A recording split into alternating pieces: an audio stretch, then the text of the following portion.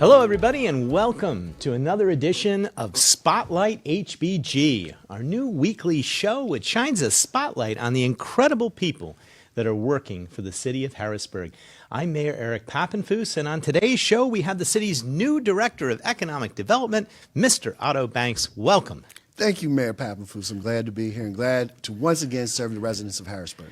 Yeah, we are excited to have you, and we're going to learn a lot about Mr. Banks and his history and all of the many connections and talents he brings to the job in Harrisburg. But I want to start, as I do every week, by just discussing the latest BioBot data. And if you're a regular watcher of the show, you know that this is the data that we get from the wastewater system related to the prevalence of the virus in our wastewater treatment facility. And unfortunately this year, and we've got the graph up on the screen and you can see it, we're starting to really see a spike. And unlike last week when it was even a little bit lower, we are now at a projected incidence rate of about 80 new cases a day. That means about 80 people in Harrisburg are getting COVID on a daily basis. And if you look at the normalization of that concentration rate in relationship to other cities throughout the country and other third-class cities, even in Pennsylvania, we are higher. That rate is higher than about 82% of other cities. So it's sobering. And then finally, if you look at the graph, you'll see that this happened as well last November. We're actually ahead of where we were last October. And if we see a spike as people, as the weather gets colder and more people go indoors, that's going to be problematic. And it could lead to further restrictions and other problems that nobody wants to see. So as always, I am urging everyone who's watching this show to please, if you haven't been, go out and get vaccinated. It is absolutely important. It's safe. It's effective. There's a lot of misinformation out there, but you can find the real information if you consult your doctor or your healthcare provider. It's free, and there are going to be many opportunities to get this throughout Harrisburg as we move forward. Please get vaccinated. Continue to do safe practices like washing your hands regularly, wearing a mask when you're indoors and in crowded spaces, and socially distancing yourself from others. So that is the COVID report, and we're going to stay on this as we move forward into the colder weeks and months of the year. But Mr. Otto Banks, you're here, and I wanted to start with, I think, the most important first question. Then we're going to learn more about you. But I know that after the primary, we sat down, we talked, and you shared my belief, which is that we have a lot of divisions in Harrisburg. Right. And if we're going to move forward as a community, we have to work outside of our comfort zone sometimes. We have to work to heal those divisions and to bring people together. And what better way to do that than to model that type of partnership in government? And so I was thrilled when you were willing to step up and serve the city again. And we're really pleased to have you on board. But do you want to just talk a little bit about why that is important to you and why you think that is important for the future of Harrisburg? Oh, thanks, Mayor. Absolutely. It's incumbent upon me as a leader in this community to look above and beyond whatever pre-existing differences that we have in order to, of course, change the trajectory of our community. Obviously, you have a particular skill set, and you've done so much. From the time that you picked up from Mayor Thompson, of course, and until now, you've been able to put our city on a more firm financial footing. And as a result of that, now there are resources that are available. I have an expertise from working in the federal government on how to distribute those resources equitably to ensure that every facet of our community is not only receives the resources, but does it in such a way that is going to contribute to the future growth and progression of our entire community. So working together, it is one of the most critical elements that is going to lead to the success of our city.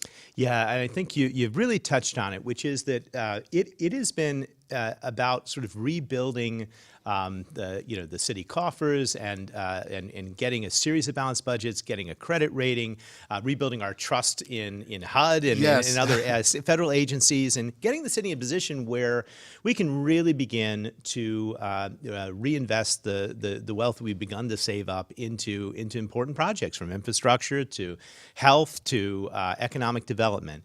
And it's really a great moment. It's a wonderful moment to have an economic development director with as much experience and vision as you have. So, but again, important, I think, to show that if we work together, we can achieve great things in Harrisburg, and we're going to work together and achieve great things. So, but let's start and talk a little bit about who is this man, Otto Banks, and let's talk about growing up in Harrisburg and your connections to the city. Before you got into politics or anything Right, else, before that, right. what was your life like? Interesting. I grew up in a one-parent household, originally from uptown Harrisburg, but my formative years pretty much. I grew up in downtown Harrisburg, actually Liberty Street. Okay. And Liberty Street was pretty much a microcosm of our entire nation. I mean, we had Chinese, Korean, we have, Italian immigrants at that time. I mean, the woman that lived down the street from me, her name was Mrs. Velt.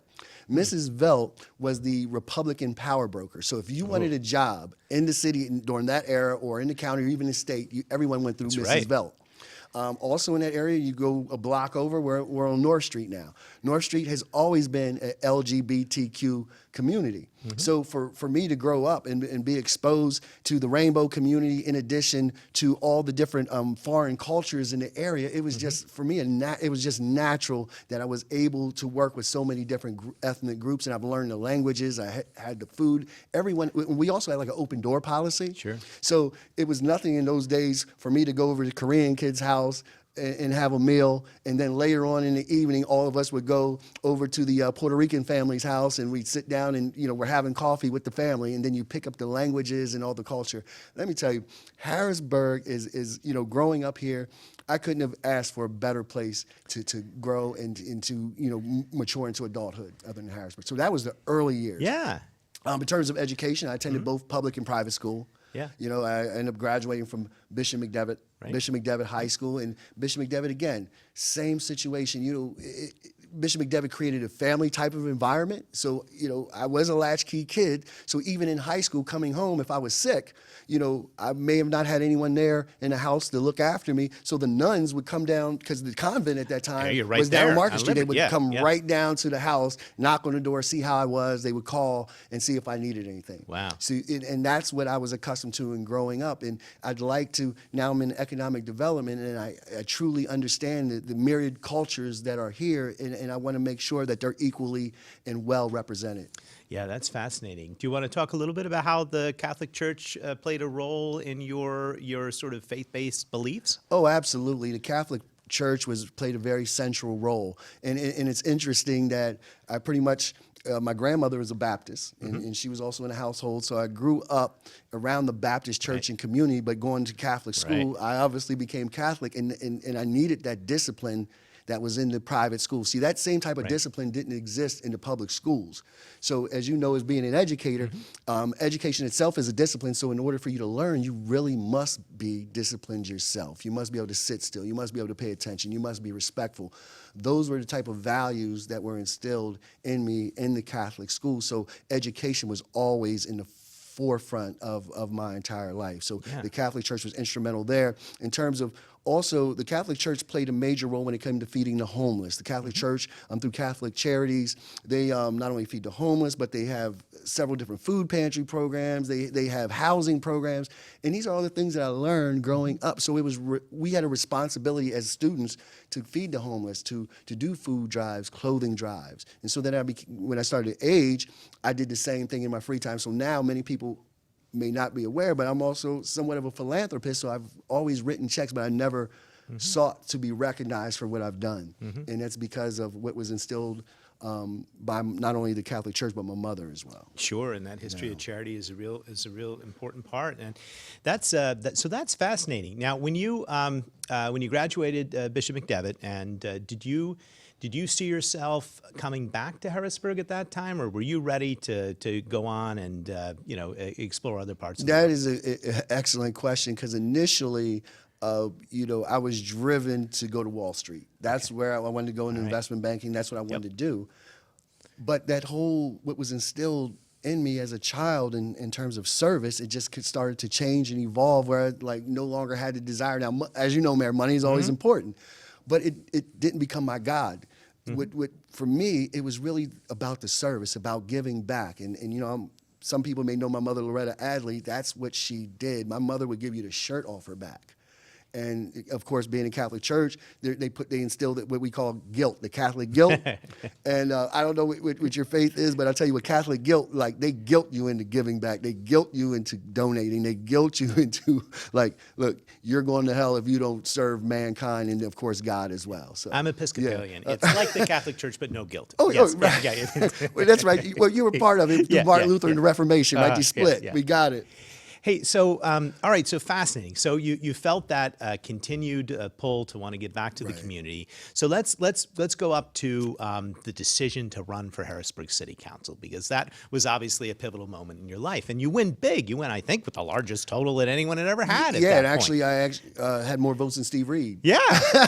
So talk about that. Talk about your first campaign and politics in general, and why you wanted to go into that particular sphere, because there are other ways to get back. Well, when I ran, there were 19 people running for 4 seats. Wow. And I was the proverbial outsider. Everyone says, well, he won't have a chance. He's and what too year young. is this, just so people remember? You know what? I really can't remember. All right. I think it was, 2006 maybe or 4? Even earlier. Yeah, early, 2002 probably. Something like that. Yeah, probably 02. And, you know, everyone thought that I wouldn't have a chance, but I had recently just returned from Atlanta, Georgia. I worked in finance. Right, sure. You know, so I was in finance in Atlanta, Georgia, and became homesick, came back to Pennsylvania. I lived down there for like 5 years. Came back to Pennsylvania, and you know, I actually worked for a company called Cornell Abraxas. Yeah. I started out doing family group conferencing and like mobile therapy type, you know, working with the children that have the DSM-diagnosed. So I learned intimately the whole social service aspect and how the flow of capital from MHMR, things of that nature, and how they actually pay for those services. So while I was working in that capacity, of course, the higher-ups saw that I had a talent, and next thing you know, I'm the director of training and staff development. Then after that, I became the Eastern Region Director of Development for Cornell companies, for Cornell Abraxas. And that's when we started the alternative school program called the ACTS program, which pretty much employed many of the pretty much adults in my age group now. And you know a lot of them that worked in that program. It was an excellent program. So essentially, Mayor, that's what got me, you know, after that, I started working in the community. And I started noticing the deficits that existed in the community and what the city needed to do. You know, the same issues that affect us and plagued our community then are the same issues that plague our community now. And, you know, my objective in us, of course, forming this partnership and working together is really to address those long-standing issues together as a team and make this city something that everyone could be proud of. They can all be proud of this city. So, yeah, and we have, and there's a lot of there are root causes for these, and they are systemic. And racism is systemic, poverty is systemic, the educational crisis is systemic, and has been multi-generational at this point. And we've got a lot of work to do, and we're going to do it. Tell us a little bit about what it was like being on city council during the era of Steve Reed. Now, look, people are watching this show, and we're not going to go into a long history lesson. They need to hear this. All right. Yes. Let me tell you, it was a brutal situation. I was the outsider. I was not part of Steve's team. You know, Steve had his team of 4. I was that proverbial outsider, and I was treated as such. I wasn't even given a committee, because it's standard practice that, you know, in January, once they have a reorganization meeting and then the president of council is elected, that president of council then has the authority to appoint council members to the standing committees. I wasn't given a standing committee because I didn't support the president at the time. The reason why I didn't support the president at the time, because he was always in the newspaper for, you know, beating women, urinating on construction sites. I mean, the list goes on and on. So in good conscience, you know, I'm not going to support that person. Sure. And as a result, you know, you got to deal with the consequences. So I served on council, I think it might have been 2 years without having even a committee. No committee. See, I don't think people even realize that that's what happened in those days. At least today, you know, the council president can still pick the committees, but they don't give you nothing. Right. I got nothing. So then the way that I was able to serve the community and get things done is because I had to go directly through Steve Reed. So I had to work directly with Steve Reed to get things done. So Steve felt that it was worthwhile. I'll just give give Give me an everyone a example. quick Sure. story. Here's an Yeah. example. There's this program called the Weed and Seed Program. The larger program is through the Department of Justice, but Pennsylvania through PCCD, Pennsylvania Commission on Crime and Delinquency, had a smaller program that cities such as ours of the third class could participate. I learned about the program through the National League of Cities. Actually, I learned about the national program through National League of Cities, so I came back here and said, we need to do this. We must do this. We don't have it here. We're too small. We can't get it done. So I went to PCCD. At that time, you know Charlotte Plains? Yes, of course. Charlotte Plains was there. Yeah. Yeah. Charlotte Plains was there, and to her credit, I think her boss at the time's name was Tom Hyson. Okay. And I convinced them to come and meet with Steve Reed at 6 p.m. in the evening. Now, that speaks to Charlotte as well as Tom's commitment Sure. to not only the city of Harrisburg, but this entire Commonwealth of Pennsylvania. They're state workers, and they're coming on their time off to meet with the mayor. Now, Steve purposely set the meeting up late, knowing that. He set all his meetings up late, didn't he? You had to No, he came in around. door. Yeah, okay, he came in All right. in the Well, afternoon, but that's stayed fine. all night. Yeah. So the thing is that he could have said it during the day during their working hours, but he didn't. So that was one flag to me. Like, okay, he's really trying to kill this. And another thing, he said, well, Otto, we can't do it because we don't have the matching funds. I did my research, come to find out we can use CDBG money as the match. So then that argument's off the table. Yeah. As soon as they came in, he started realizing how many millions upon millions of dollars were going to come in for this program. He gave in, and I was the catalyst that brought the Weed and Seed program to the city of Harrisburg. And, you know, that great. was the development that took place around sure. that Gary Street area. Sure, Yeah, it sure. was- Really great program, wonderful program. You still hear people talking about that today, and getting things done, Yeah. even under the old regime. So eventually, though, I think you do grow disillusioned, I guess, with the party Oh, politics, and you know, absolutely. and the you know, the various ways in which it required so much effort just to get things done because of the structure of government, and you know, quite dramatically, you switch parties. Tell us did. about that decision. Yeah. Well, I was pretty much forced out the Democratic Party. You know, again, remember that I was the outsider, Sure. so the way that I was brought in. Never, every time I wanted to do an initiative for our community, it was always met with pushback, regardless of how good it was, regardless of how many people would benefit. They didn't want to do it because of politics, because the community would then really see Otto Banks as a true leader that he was, as opposed to how they tried to define and create, define me as a person. So I would always have to fight to just get the basic necessities for our community met. Yeah. And I started to see that on the state level, and then even on the state level, Mayor, which was interesting at the time on the Democratic Party state level. I'd go into the Democratic State Committee meetings, and I didn't see anyone that looked like me. I didn't see anyone that looked like, the young lady here, or Latinos, none. It was just all white males and females, and I'm looking at this as a Democratic Party. We support you. You continue to maintain your position because of these minorities that depend on you, but yet I viewed it as not having enough respect to even hire us to put us in this office. So when I looked at all these things that I was going through, and then here's the Republican Party said, look, give us a chance, we'll give you a choice. Like, really? They're like, yeah, we'll give you a choice because we want to empower you. And then they also, at the time, the Secretary of Commerce, his name was Carlos Gutierrez. Carlos Gutierrez was the U.S. Secretary of Commerce, came to Harrisburg, and essentially told the community, you vote for, you work with Otto Banks, it's going to be manna from heaven. You know what the community said? No, we're not voting for Republicans, we're not doing this, we're not doing that. And sad to say, the community again lost out. Yeah, I know, and so you run as a Republican, you do lose, Right. And in that sense, we miss the resources and some of the opportunities that could have come to Harrisburg. It's hard because even in today's moment here, being the mayor of a Democratic city in Pennsylvania, we've got a very Republican legislature. Oh, yes. And if we're going to get things done, whether it's tax reform or just a policy or all those issues, and if you're going to be heard and you're going to have a relationship, you have to be able to work across the aisle. Absolutely. You have to. Doesn't mean you have to be a Republican. No, but it doesn't mean you that. have to be committed to bipartisanship, which is difficult to do in a time where everybody is It's very polarized. partisan, yeah. And you were at the forefront of trying to say there are more important things than party here. We've got to focus on what can be best for the city. But you Yes. don't give up. You lose the election, but you I guess this starts a new opportunity for you on the federal level. Yes, this is funny because Yeah. there was like a rumor in the community. They thought that I cut a deal with the Republicans that, you know, if I lost, they would automatically take me to D.C. That's not what happened. Sure. You know what happened? It's a funny story, and I'm glad you brought it up.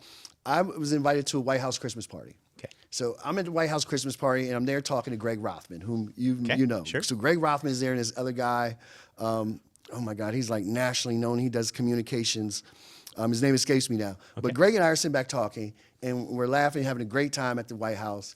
And next thing I know, the room gets quiet for a second, and then it gets noisy again. And Greg was like, "Oh, look, that's Karl Rove." I said, "Oh." He said, "Do you know Karl?" I said, "Yeah, Karl and I, we've met. I don't know if he remembers me, but yeah, I know Karl." He's like, "Come on, let's go talk to Karl Rove." So as soon as I go over to talk to Karl, now bear in mind at this time, I was looking around. I didn't know what I wanted to get back into. I didn't know if I was going to go into finance, stay in politics, go for the state. I was pretty much open at that point. I go over to Karl, and Greg says, "Hey, Karl, this is..." As soon as he got ready to say, Karl said, "Otto Banks, we were just talking about you in our office. Wow. How you doing?" I'm like, "Great." He said, "So what are you doing now?" I said, "Well, I'd like to come aboard and work with you." He said, "All right, sure. What do you want to do?" Now, bear in mind, I'm from South Central Pennsylvania, Harrisburg, small city. I got a guy like Karl Rove asking me In the White House. in the White House at a party, what do you want to do? Yeah, wow. Right? So my response was, "Well, what do you have?" Today you asked me that question, I could go to International Monetary Fund. I mean, I can be a U.S. ambassador. I could have done anything that I wanted because Karl Rove could make it happen. He could call the shot.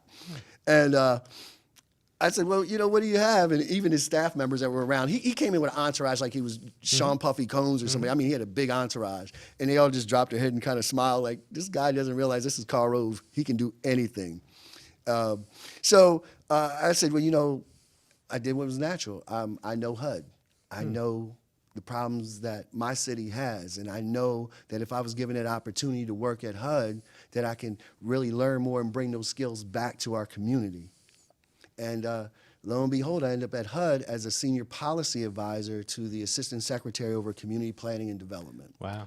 And that first step and that appointment set the tone for my later life in terms of the way that I administer, the way that I manage. Because this woman that I work for, her name is Pamela Pattenode.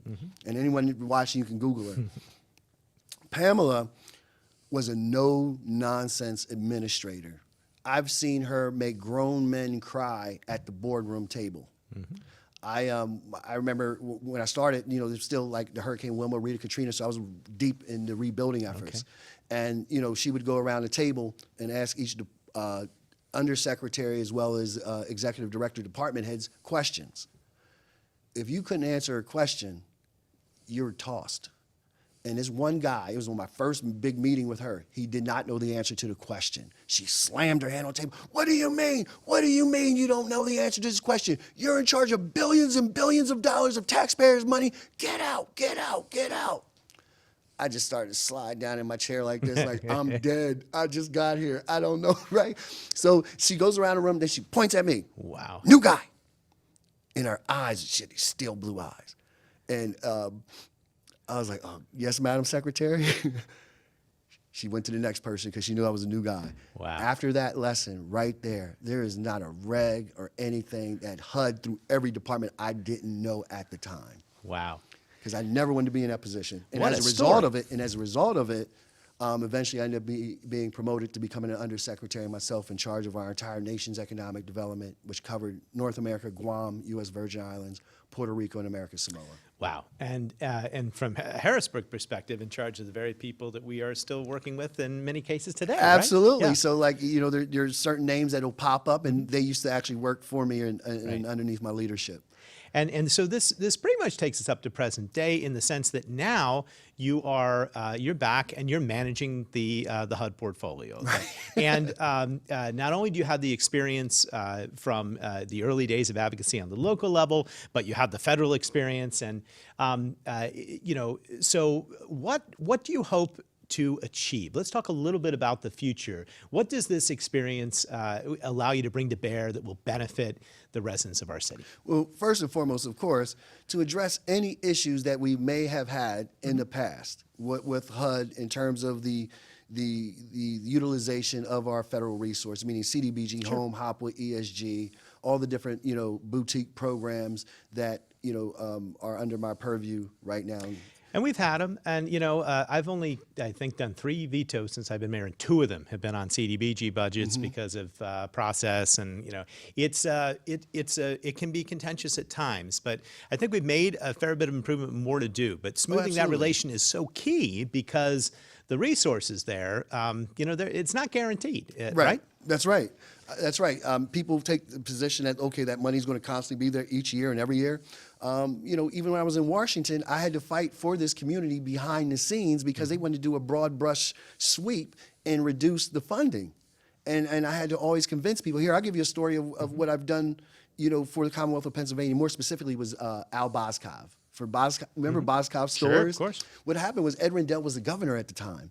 And Ed Rendell, he had 108 loan guarantee money that was supposed to be used for the smaller boroughs and townships to form a consortium so they can do some economic development together. And Ed Rendell made a big announcement that he's going to use this 108 loan money to bail out Al Boscovs and Boscovs. That, as you know, with the federal programs, is very tight in terms of regs about how the money and the resource can be utilized. And, at that time, the governor was so far out of whack. It's like, they won't allow that. You can't do that. And Alfonso Jackson, who was the secretary then, called me up to the office and said, Otto, first of all, I was undersecretary then. He said, so you're in charge of this, and it's your home state. You need to go back there and take the money back, essentially. Or come up with a way that this could be acceptable, because right now what they're doing, he can't do it. It's illegal. Yeah. So I come to Pennsylvania, have a meeting. I think the secretary at the time was Dennis Yablonsky. I think Dennis, I think his name's Dennis Yablonsky. He's in Pittsburgh, I believe now. And he was there, and I think Ed might have been he was on the conference call, Rendell, and then he had some of his department heads there. And I'm talking to him like, well, listen, what are you doing with the money? What's really going on? And trying to tell them in code, like, you can't do this. And I said, you got to give me something to go back to Washington with. So they said, well, we kind of want to do it like this. I was like, okay, maybe I can make it work because, how many jobs are we talking about? I forgot, it might have been 300,000 jobs when you think about Otto Boscov stores. I forgot the number there. And I would go back to Washington at a meeting with Secretary Jackson again. I'm like, look, we got to give him a break. We're trying to bail out this guy. He's a major employer. I've sat down, talked to everyone. We got to do this. We got to save these jobs, and these communities, need these jobs to continue to thrive. He said, well, listen, go talk to OGC. OGC is the Office of General Counsel. So I had to go up there and talk to the lead attorney, who luckily I've developed this great relationship with. And as a result, they gave me what's called a regulatory waiver. See, many people, and I'm giving up some inside, information It's a little here. inside baseball, but the bottom line is, it really shows if you understand the system and you know how to work with people, you can get things done. That's right. So they gave us a regulatory waiver, and obviously we bailed out Al Boscov, and sadly, many years later, Boscov's is no longer around. But yeah. Hey, listen, we're almost out of time, but I want to get to one more aspect of your career trajectory here and that is your passion for education. Yes. And you spent a lot of time as well, not just working on the federal level for HUD and for the city, but also for educational reform. Yes. And I know that you believe that education is sort of the foundation of economic development. I believe that as well. And there is a role for the city to play, even though we don't have direct control over the Harrisburg School District, with regard to creating economic opportunities for the future. Because without a good education, you're not going to be competitive. But just talk to that briefly, and that'll probably be the last question. Yes, and Mayor, as you know, education is the very foundation upon which we need to build our city. With an educated and talented workforce. Harrisburg, great potential. We just haven't reached our greatest potential. As such, you and I talked about putting together a program with the Harrisburg School District where we pledge our CDBG money, and of course the district matches us with their Title I funds, and of course, there's a state program called the EITC program The school district already has a nonprofit organization set up called an Education Improvement Organization. So I'm going to go out, meet with the corporations. I've already had discussions with Gene Barr from the Pennsylvania Chamber of Commerce. They're going to be on board to assist, and they're going to make sure that the resources come into our district under this program that we put together to ensure that our children really do have quality after-school programming. Because, as you know, when we were both out campaigning, the community said, what are you going to do for our children?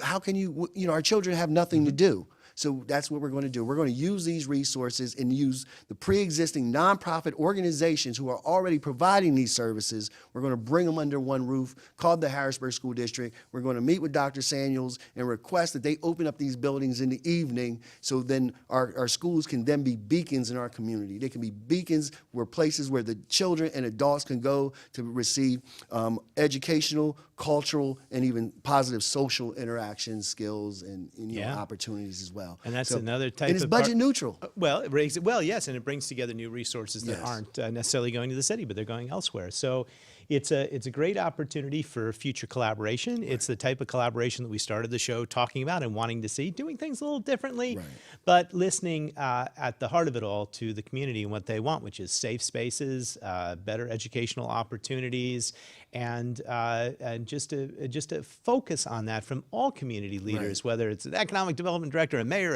a receiver for the school district, everybody focusing on what's best for helping our kids be successful in the future. So, Mr. Otto Banks, we are very pleased to have you here with the city. We're going to tap all of that vast experience and knowledge and connections as we move forward. On a personal level, I'm really pleased that you've made the sacrifice to come back and work for Harrisburg, and I'm looking forward to what we can achieve working together. Likewise, and I just want to thank you, Mayor, for giving me again this wonderful opportunity to come back and serve the residents of Harrisburg. As you know, in Harrisburg, no good deed goes unpunished.